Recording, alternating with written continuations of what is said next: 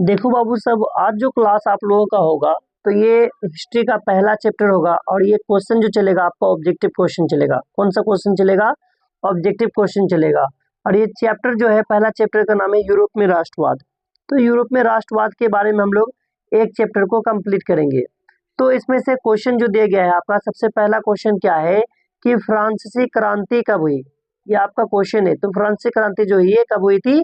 तो 1789 में हुई थी। कब हुई थी? 1789 में हुई थी। अगले क्वेश्चन की ओर चलते हैं।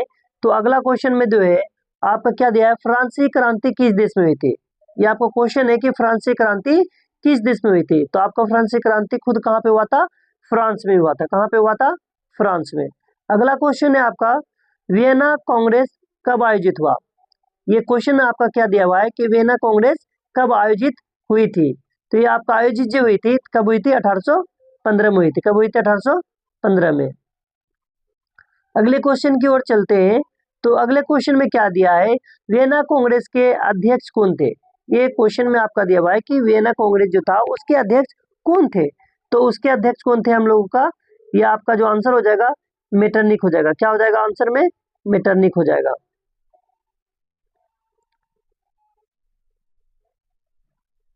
अगले क्वेश्चन की ओर बढ़ते हैं हम लोग।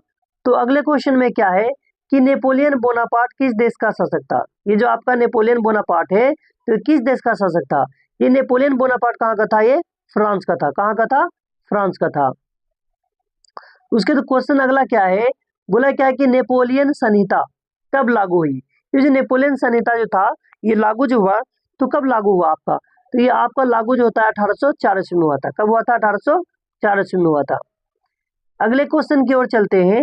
तो अगले क्वेश्चन में 7 नंबर का क्वेश्चन है। क्वेश्चन क्या कर रहा है, यंग इटली संस्था के संस्थापक कौन थे? ये जो यंग इटली है संस्था के संस्थापक थे तो ये थे कौन?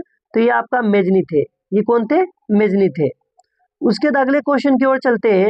अगले क्वेश्चन में क्या है, क्वेश्चन कहा है कि यंग यूरोप, कौन यंग यूरोप संस्था के संस्थापक कौन थे? तो इसके संस्थापक जो थे तो कौन थे? मेजनी थे खुद। कौन थे? इसके संस्था के संस्थापक मेजनी थे। उसके अगले क्वेश्चन की ओर चलते हैं।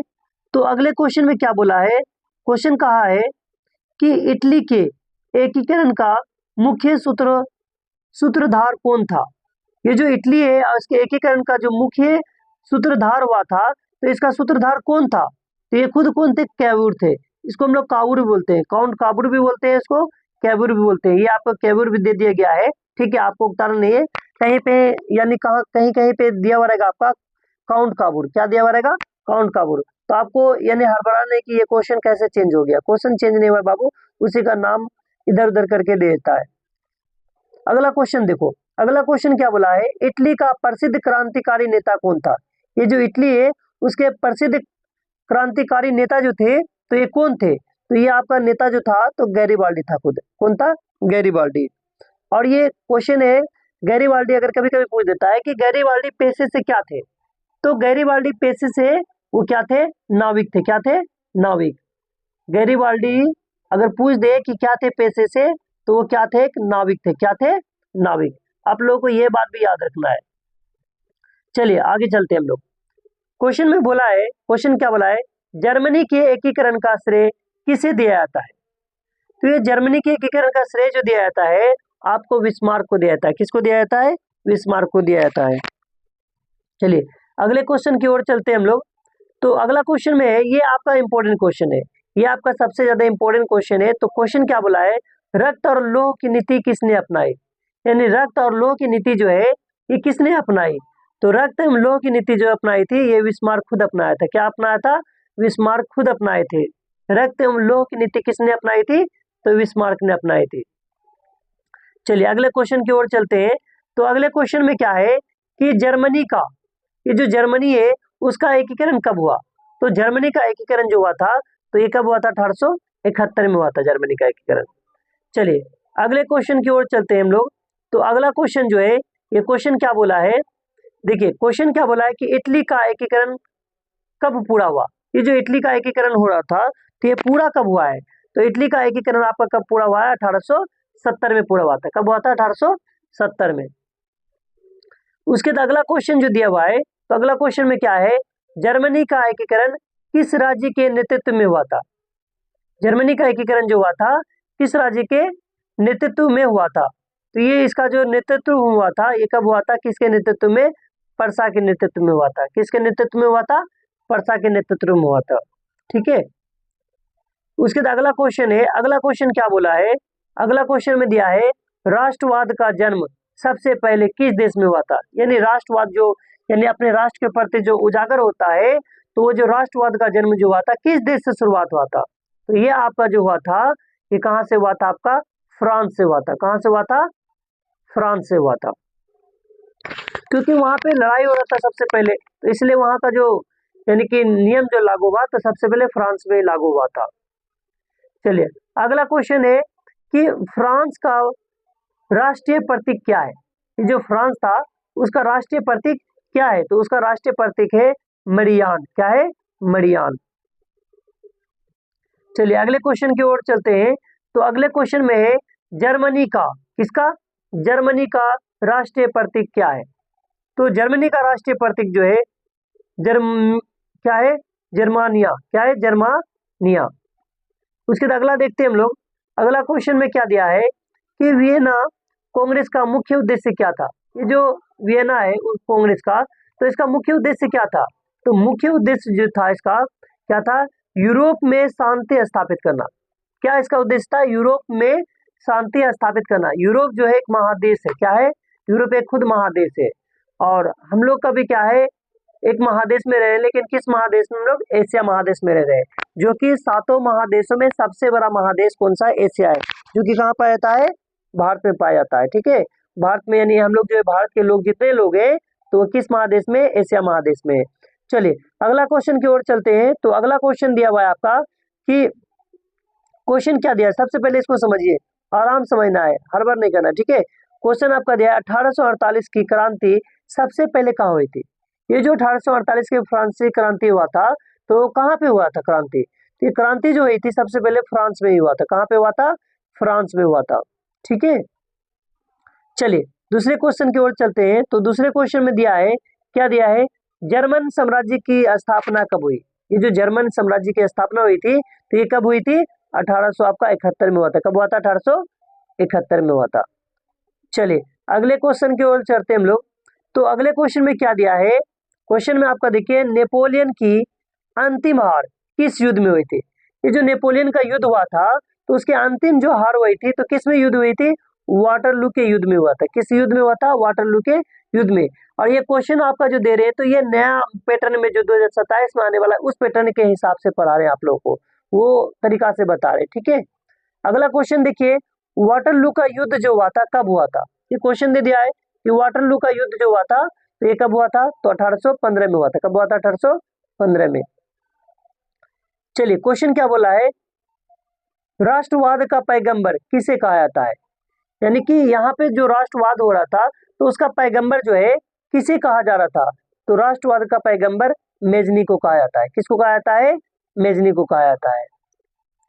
चलिए अगला क्वेश्चन में देखिए क्या पूछा है। अगला क्वेश्चन में बोला है मेटरनिख किस देश का राजनेता था? ये जो मेटरनिख था किस देश का राजनेता था? ये ऑस्ट्रिया का राजनेता था। किसका था? ऑस्ट्रेलिया का। आप लोग ऑस्ट्रेलिया मत मारिएगा, क्योंकि ऑस्ट्रेलिया एक महादेश है और ये ऑस्ट्रिया क्या है? एक देश है छोटा सा। ठीक है, आप लोग ये चीजों को थोड़ा सा ध्यान में रखेंगे आप लोग। ठीक है, चलिए अगला क्वेश्चन क्या बोला है? अगला क्वेश्चन बोला इटली की राजधानी क्या है? देखिए सबसे क्वेश्चन आसान पूछ दिया है। क्वेश्चन क्या पूछ दिया है? इटली की राजधानी क्या है? तो आप लोगों को इटली की राजधानी याद रखना है। तो इटली की राजधानी आपका क्या है? रोम है। क्या है? रोम। चलिए आपको अगले क्वेश्चन को लेते हैं। अगला क्वेश्चन है जर्मनी की राजधानी क्या है? देखिए आपको राजधानी पूछ लिया है, तो जर्मनी की राजधानी जो है आपका क्या है? तो बर्लिन है। जर्मनी की राजधानी क्या मारेंगे आप लोग? बर्लिन को मारेंगे। चलिए अगले क्वेश्चन की ओर चलते हैं। अगला क्वेश्चन में क्या दिया हुआ है कि यंग, क्या दिया हुआ है? यंग इटली संस्था की स्थापना कब हुई? ये जो यंग इटली है, ये जो संस्था बनाई गई थी तो इसकी स्थापना कब हुई थी? तो इसको बता दें कि कब हुई थी। ये 1831 ईस्वी में हुई थी। कब हुई थी? 1831 में। इसको भी आप लोगों को याद रखना है। ठीक है, अगला क्वेश्चन को देखते हैं हम लोग। तो अगला क्वेश्चन जो है आपका दिया है इटली का एकीकरण किस प्रारंभ माना जाता है? यानी इटली का एकीकरण किस वर्ष प्रारंभ मान जाता है? तो ये इटली का प्रारंभ जो हुआ था ये कब हुआ था? 1859 ईस्वी में हुआ था। कब हुआ था? 1859 में हुआ था। अगला क्वेश्चन की ओर चलते हैं। तो अगला क्वेश्चन में दिया क्या है, इसको भी समझते हुए चलेंगे।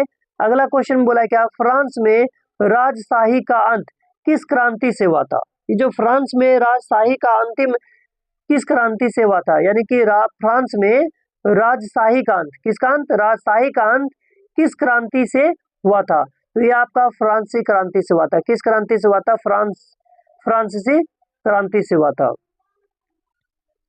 अगला क्वेश्चन देखिए, अगला क्वेश्चन में है, क्वेश्चन क्या बोला है कि नेपोलियन संहिता का दूसरा नाम क्या है? कभी कभी ये देखिए, ये भी आसान क्वेश्चन है आपका, लेकिन ये कभी कभी उठा के पूछ लेता आपको।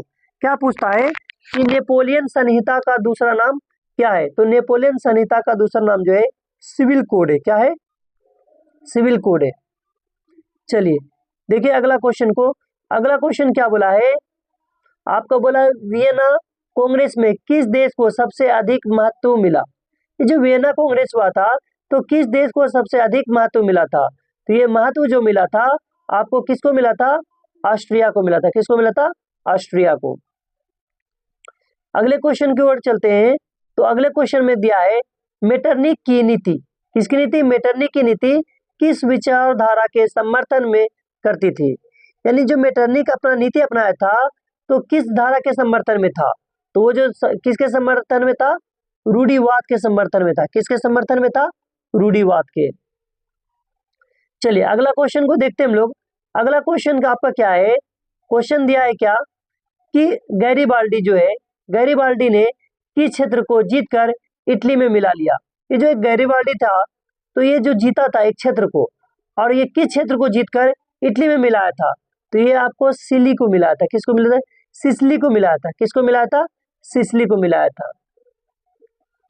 चलिए अगला क्वेश्चन की ओर चलते हैं। तो अगला क्वेश्चन देखिए क्या है आपका, क्वेश्चन दिया है इटली के एकीकरण का प्रधानमंत्री कौन था? क्वेश्चन क्या दिया है, इटली के एकीकरण का प्रधानमंत्री कौन था? तो इटली के एकीकरण का प्रधानमंत्री कौन था? कैवूर था। कौन था? कैवूर, जिसको हम लोग काउंट काबूर भी बोलते हैं। क्या बोलते हैं? काउंट काबूर भी बोलते हैं। अगला क्वेश्चन की ओर चलते हैं। तो अगला क्वेश्चन में क्या दिया हुआ है, इटली का प्रथम राजनेता कौन था? यानी राजा जो बना, इटली का प्रथम राजा कौन बना, है ना? इटली का जो राजा बना था तो वो कौन था? तो इटली का राजा जो था विक्टर एमेनुएल द्वितीय था। कौन था? विक्टर एमेनुएल द्वितीय। चलिए अगले क्वेश्चन को देखते हैं। अगला क्वेश्चन जो है क्या दिया हुआ है, जर्मनी का प्रथम सम्राट कौन बना? किसका? जर्मनी का जो बना था प्रथम सम्राट, तो वो कौन था? तो ये विलियम प्रथम था। कौन था? विलियम प्रथम था। चलिए अगले क्वेश्चन की ओर चलते हैं हम लोग। तो अगले क्वेश्चन में क्या दिया है, बिस्मार्क, कौन सा मार्क? बिस्मार्क किस राज्य का प्रधानमंत्री था? ये जो बिस्मार्क बना था तो किस राज्य का प्रधानमंत्री था? ये पर्सा का प्रधानमंत्री था। किसका प्रधानमंत्री था? पर्सा का। चलिए अगला देखते हैं हम लोग। अगला क्वेश्चन में क्या है, 1848 की क्रांति का मुख्य उद्देश्य क्या था? ये जो क्रांति हुई थी 1848 में, जिसका नाम था फ्रांसीसी क्रांति, ये फ्रांसीसी क्रांति नहीं था, ये 1848 की क्रांति जो था इसका मुख्य उद्देश्य क्या था? तो इसका मुख्य उद्देश्य था राष्ट्रीय एकता और लोकतंत्र को बढ़ावा देना। यानी राष्ट्रीय एकता और लोकतंत्र के विषय में 1848 की क्रांति का मुख्य उद्देश्य यही था कि राष्ट्रीय एकता और लोकतंत्र को बढ़ावा दे। उसके बाद अगला क्वेश्चन है, अगला क्वेश्चन देखिए क्या बोला है। अगला क्वेश्चन बोला है क्या कि यूरोप में राष्ट्रवाद का प्रमुख प्रभाव क्या था? ये जो यूरोप में राष्ट्रवाद का प्रमुख प्रभाव क्या था? तो ये राष्ट्रीय राज्यों का निर्माण करना। किसका निर्माण करना? राष्ट्रीय राज्यों का निर्माण करना। अगला क्वेश्चन देखिए 41 नंबर का क्या बोला है, राष्ट्रवाद का अर्थ क्या होता है? ये 2 नंबरिया में पूछ लेता है कभी कभी कि राष्ट्रवाद क्या होता है, ये राष्ट्रवाद किसे कहते हैं, ये राष्ट्रवाद का अर्थ क्या होता है? तो इसका अर्थ होता है राष्ट्र के प्रति प्रेम और निष्ठा। क्या होता है? राष्ट्र के प्रति प्रेम और निष्ठा। उसके बाद अगला क्वेश्चन की ओर चलते हैं हम लोग। तो अगला क्वेश्चन क्या दिया आपका, क्वेश्चन दिया फ्रांस में स्वतंत्रता, समानता और बंधुत्व का नारा किस क्रांति से जुड़ा था? यानी ये जो दिया गया था कि क्या दिया था क्वेश्चन में कि फ्रांस में स्वतंत्रता जो हुआ था और समानता और बंधुत्व का नारा किस क्रांति से जुड़ा हुआ था? तो ये आपका कौन सी क्रांति से जुड़ी हुई थी? ये फ्रांसीसी क्रांति से जुड़ी हुई थी। किससे जुड़ी हुई थी? फ्रांसीसी क्रांति से। चलिए अगले क्वेश्चन की ओर चलते हैं हम लोग। तो अगला क्वेश्चन में क्या दिया है? क्वेश्चन बोला है क्या? क्वेश्चन में बोला है आपका कि इटली के एकीकरण में सबसे पहले किसने जागरण किया था? यानी इटली के एकीकरण में सबसे पहले किसने जागरण किया था? तो इसने किसने किया था? मेजनी ने किया था। किसने किया था? मेजनी ने किया था। अगला क्वेश्चन की ओर बढ़ते हम लोग। अगला क्वेश्चन है आयरन का चांसलर किसे कहा जाता है? किसका चांसलर? आयरन का चांसलर किसे कहा जाता है? तो ये बिस्मार्क को कहा जाता है। किसको कहा जाता है? बिस्मार्क को कहा जाता है। अगले क्वेश्चन की ओर चलते हम लोग। तो अगला क्वेश्चन क्या है कि वियना कांग्रेस के बाद यूरोप की व्यवस्था किस सिद्धांत पर आधारित थी? ये जो वियना कांग्रेस के बाद जो यूरोप की व्यवस्था थी तो ये किस सिद्धांत पर आधारित थी? तो ये रूढ़िवाद पे सिद्धांत थी। किस पे? रूढ़िवाद के सिद्धांत पर। अगले क्वेश्चन की ओर बढ़ते हम लोग। तो अगले क्वेश्चन में क्या है कि अगला क्वेश्चन में आपका दिया हुआ है फ्रांस में 1789 की क्रांति का मुख्य कारण क्या था? ये जो फ्रांस में 1789 में जो क्रांति हुई थी तो उसका मुख्य कारण क्या था? तो मुख्य कारण जो है आपका क्या दिया है? सामाजिक और आर्थिक असमानता। क्या था? सामाजिक एवं आर्थिक असमानता थी। उसके बाद अगला क्वेश्चन की ओर चलते हम लोग। तो अगला क्वेश्चन में क्या है? अगला क्वेश्चन है इटली के एकीकरण में किसने दक्षिणी इटली को मुक्त कराया था? यानी इटली के एकीकरण में किसने दक्षिणी इटली को मुक्त कराया था? तो ये मुक्त कराने वाला कौन व्यक्ति था? ये गैरिबाल्डी था। कौन था? गैरिबाल्डी था। चलिए अगला क्वेश्चन की ओर चलते हैं। तो अगले क्वेश्चन में क्या है कि देखिए जर्मनी के एकीकरण का प्रमुख साधन क्या था? जर्मनी के एकीकरण का प्रमुख साधन क्या था? तो ये प्रमुख साधन क्या था? युद्ध और कूटनीति। कौन सा साधन था जर्मनी का एकीकरण करने का? युद्ध और कूटनीति था। चलिए एक क्वेश्चन को और देख लेते हैं फिर हम लोग नेक्स्ट देखेंगे।